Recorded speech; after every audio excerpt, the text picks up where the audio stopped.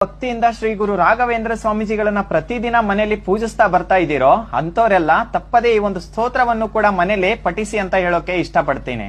ಯಾಕಂತ ಅಂದ್ರೆ ಈ ದಿವ್ಯವಾದ ಸ್ತೋತ್ರಕ್ಕೆ ತನ್ನದೇ ಆದಂತ ವಿಶೇಷವಾದಂತ ಶಕ್ತಿ ಇದೆ.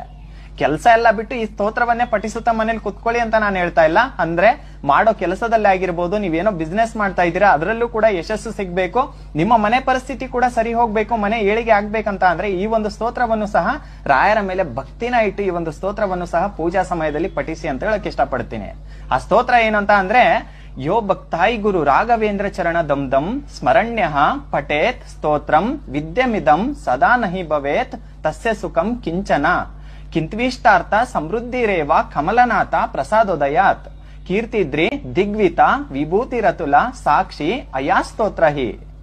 ಅಂದ್ರೆ ಯಾರೆಲ್ಲ ಈ ಒಂದು ದಿವ್ಯವಾದ ಸ್ತೋತ್ರವನ್ನ ಭಕ್ತಿಯಿಂದ ಶ್ರೀ ಗುರುಗಳಾದ ಶ್ರೀ ಗುರು ರಾಘವೇಂದ್ರ ಸ್ವಾಮೀಜಿಗಳ ಪಾದ